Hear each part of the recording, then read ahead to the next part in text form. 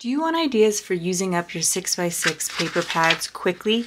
Hi, I'm Jess from jesscrafts.com and I'm here to help you make the most of your crafty supplies and time. So let's get making. Recently, I completed and shared my 50th 6x6 paper busting template for A2 size cards.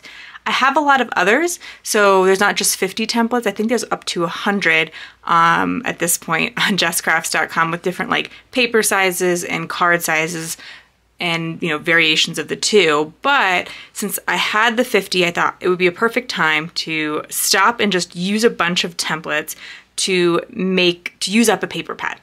So you can get all of these templates for free at jesscrafts.com, or if you don't want to go through the trouble of downloading each one individually, as I've shared them over time, you can purchase them in packs on Etsy. I have 6x6 paper pad from Carta Bella called Christmas Cheer. There are 16 pieces left. Most of my templates make 2 cards, so I'll make about 32 cards quickly. And as a starting off point for this, I looked at what the pattern paper gave me, and there was a lot of 3x3 cut aparts. There were 4 sheets of that out of the 16. And so I thought it might be fun to feature some templates that used 3x3 cut aparts, like were capable of using them. And even though I don't need that for all of them, it was just something to kind of narrow down the decisions because there are so many choices. Okay, so this particular one, Santa Claus is coming to town, Merry Christmas, home for the holidays, have yourself a Merry Little Christmas. I tend to like to use the sentiments that are on them. But I will say, home for the holidays, I'm not sure that really feels like a sentiment. So I think for some of them, I will be using some of the cut aparts and I will be using the back sides because these are double-sided paper. Now, if you're using single-sided cut aparts, it is much more challenging because if you don't like the sentiment, then you're going to cover it in some way. But I just wanted to share with you because I bet you there are some other paper pads out there. I recently had one from Paper Rose that had 3x3 cut aparts. So, okay. And then basically what I'll do is I've picked out some templates and I'm going to pair them up with the pattern paper that I think will go well with them. So, for instance, I only want to use 2 of these.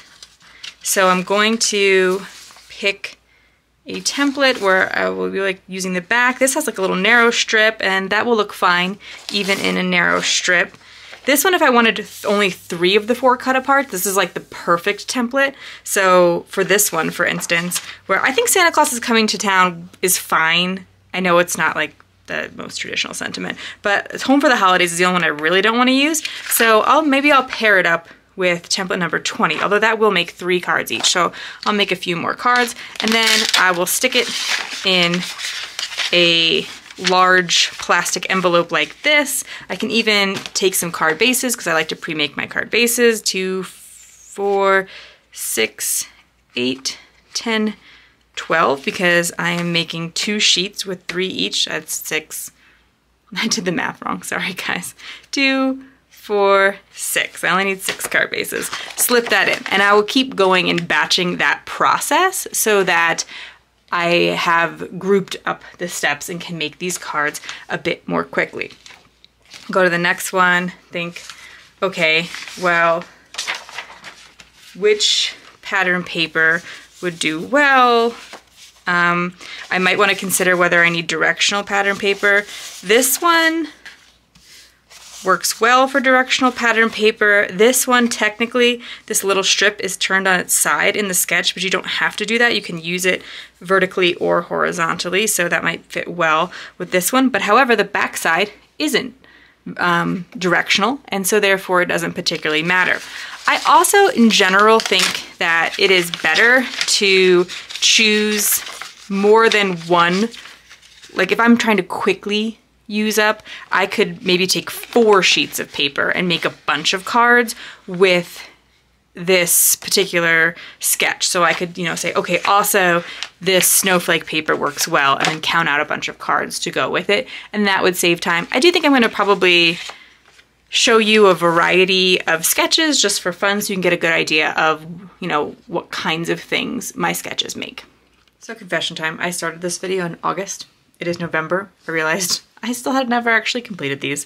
So sorry for a little bit of discontinuity there, including like my nails are different a month later. So I wanted to show you what I would do to prepare one set of the cards, but then we're going to try to move it a little bit faster. So I have 6x6 paper busting template number 49, and I'm going to use it with my 3x3 cut aparts. I look at this and I'm like, I gotta think about which ones I think are most likely to make sense for a card from these cut aparts. I think that family traditions is cute, little gingerbread people. They don't really necessarily make sense for a card. My other thought is, well, could I cover up the sentiment easily on one of them? So I'm definitely gonna use Have a Merry Christmas. That is clear. But the sketch says that I can keep 2 of these and cut the other 2 apart and use the back side because this is double-sided paper. With that in mind, I think Homemade with Love could work, especially if you were like giving it with like a gift of like baked goods. So I might recommend that one for others, but I'm not likely to do that. I'm not much of a baker, to be honest. And so I think what I'm gonna do is pick family traditions, and I'm gonna do that because I could easily cover this sentiment with another one. It's not like I have to, like here, I'd have to kind of work around the design. So just an insight into why I would make the decisions that I do and what you might want to do the same or different.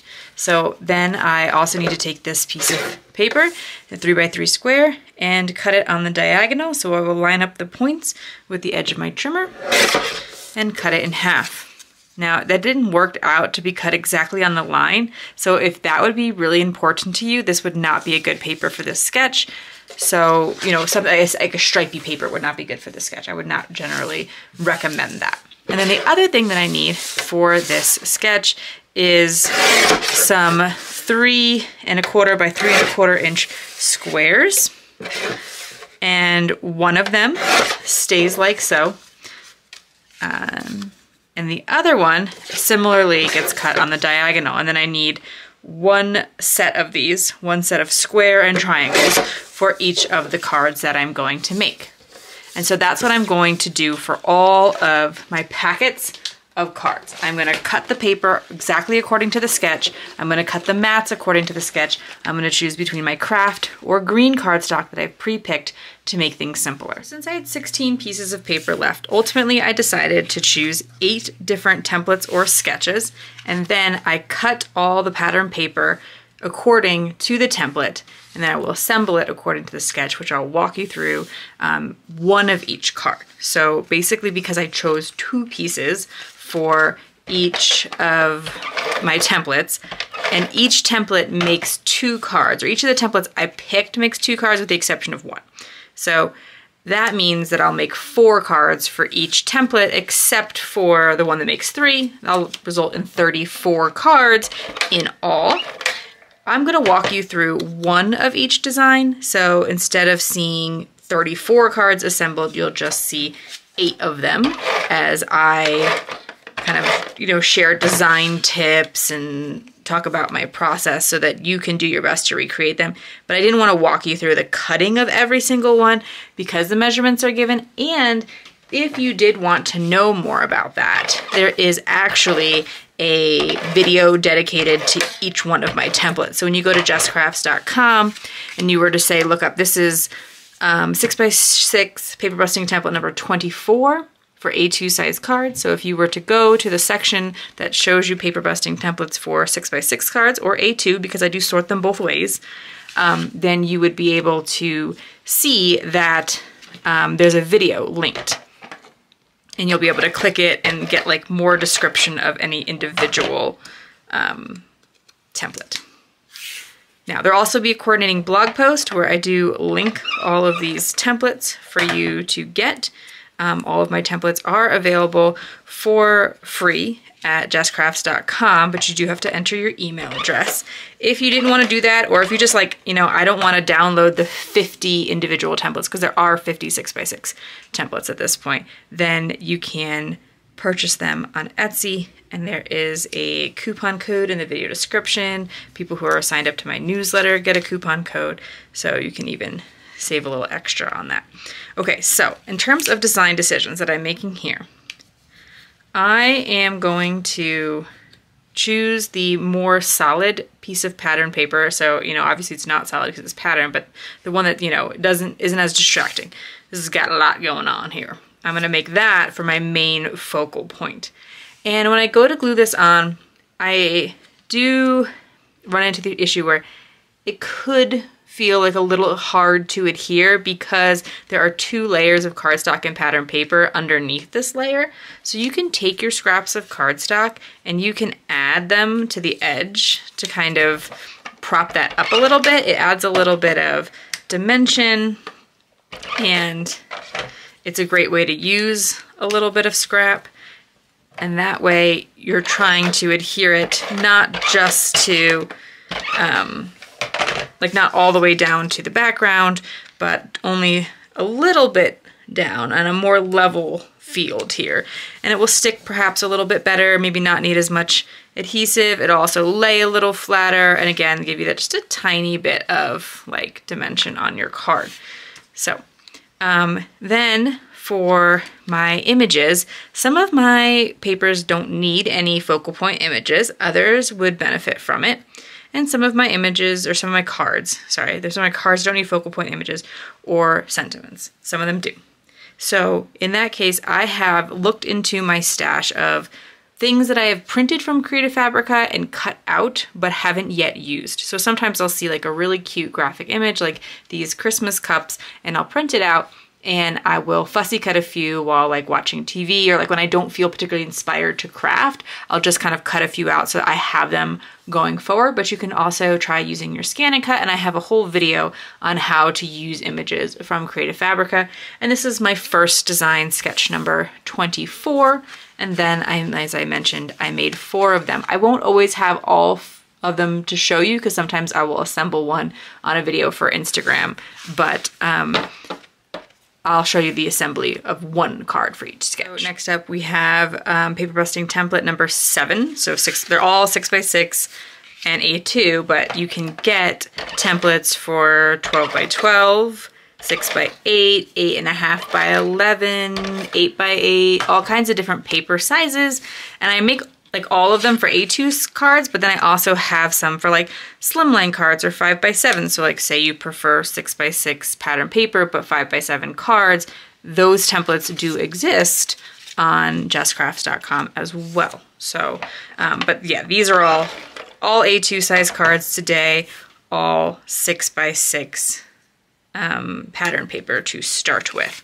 And again, here I'm going to think about the more solid piece of or side of the paper that is going to be a little more readable, a little less distracting, and that's going to go for my focal point image. And then my busier side of the pattern paper is going to go for the background part. That's why I love double-sided paper, because then I get to make that choice between the 2 different sides, and I get to kind of complement each other. If you only had single-sided paper, don't worry about it. You can totally still mix patterns. You're just gonna, you know, I cut 2 sheets of paper, and then I assembled 4 cards. So you could do the same thing. You cut 2 different patterns of paper and assemble it into 4 cards by switching some of the pieces. So you cut them all according to the template, and then you say, okay, so the, you know, the squares I'm going to take from this pattern paper, and then the like the stripes or whatever I'm going to take from another pattern paper. I think I've shared videos on that in the past.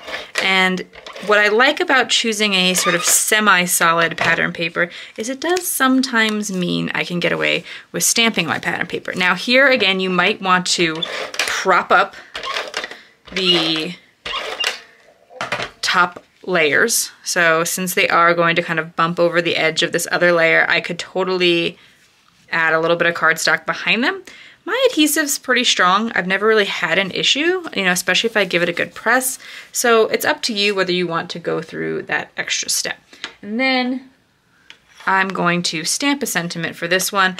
This one, I thought it would be a little bit more readable. I've kind of committed to doing this for this particular card, but I think perhaps, oops, did I use Watercolor? Yes. So I'm using a brown ink because I'm going to have this gingerbread look. So I'm pulling in some more of that brown. And this is a sentiment from scrapbook.com, Wordfetti, fa la la la la. I use it like all the time. I love it. And I've stamped it directly onto the pattern paper. I think that it's readable, but a little bit less standing out than I would hope it to be.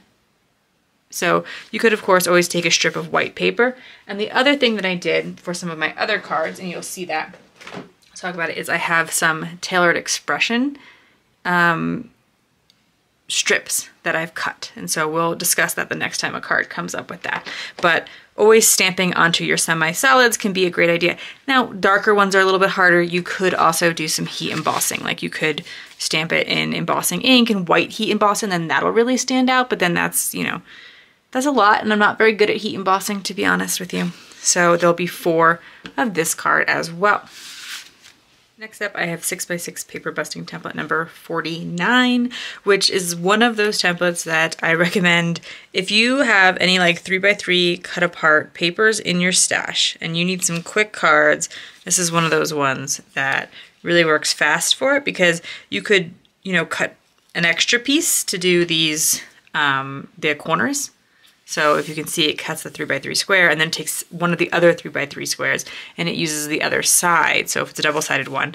But a lot of times, like not all of the words are exactly what you need. And I talked about this when I showed you how I cut this particular one. So, oh, I just glued this whole thing on backwards, but it's okay because as of yet, it doesn't matter. Now I have it right.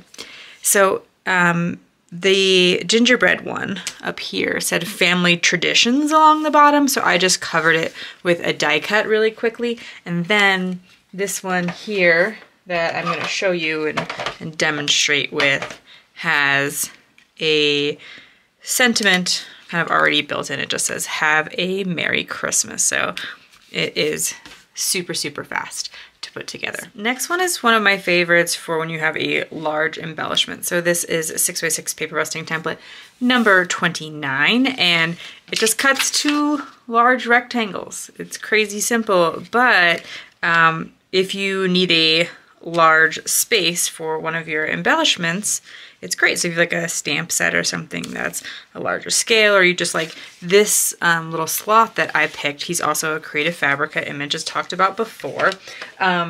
He is just, you know, he's big and yet he has a lot of detail. So I feel like if I made it such that like he was, I printed him really small, you would lose some of that detail and he'd be harder to cut out. I keep saying he, I just, you know, picked something. But I don't know. How do you know if a sloth is male or female? Maybe they look different. You know, some animals do. I don't know that much about sloths, but I did think these Christmas sloths were very, very cute. So this is another instance where I did pull in a sentiment. I absolutely could have stamped a sentiment onto this background, and it may have actually been more successful than when I did it on the green, because while the red is a darker red, it's not like the darkest. Anyway, this is the Tailored Expressions stamps that I was talking, well, that's the case, but they come in these packets of stamps. I should have had all this ready, sorry guys. And so like you can print or stamp a whole bunch, and then you can line up the dies with the, it stamps like the little squares. So if I bring it close, you see there's like the squares there on top, and in addition to the sentiments. And then when you go to cut it out, the die, you line up the squares, and then it cuts all of these sentiments really quickly. And this allows me to have like a case of holiday sentiments that I can then reach for. I will say, I wish there was a little bit more in the holiday stamp set, just a little bit more of like the simple happy holidays, season greetings, Merry Christmas kind of stuff, because one of them is we wish you a, so it goes with we wish you a Merry Christmas, and then and a Happy New Year. And I honestly, I'm always out of the Merry Christmases, and I'm never out of the and a Happy New Year, and not because I couldn't just add them together, but I would just, I don't know, I would prefer more of the very like simplest sentiments personally, but it is a really great solution for making a lot of them quickly. I just refilled my Scotch ATG as I move on to this next card.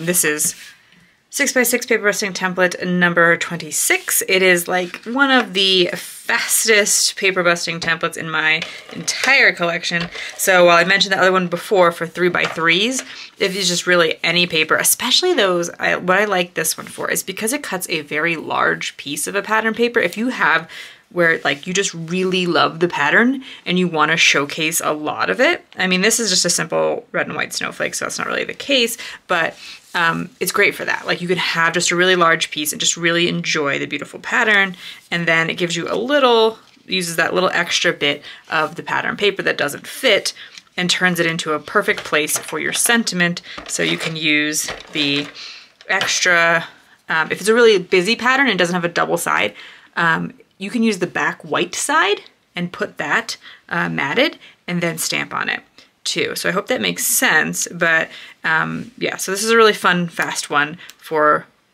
big, bold patterns. And I mentioned I'm finishing or changing my ATG because if you are newer to card making and you're curious about the ATG, I do have an entire video on it. I like that it allows me, I can put adhesive on a couple of different things at one time. I don't have to worry about it drying like I would with glue. I can get refills that are relatively inexpensive when I buy in bulk, and there's actually a coupon code and a link in the video description to the place that I get my ATG refills. And again, my Creative Fabrica mugs for a simple finish.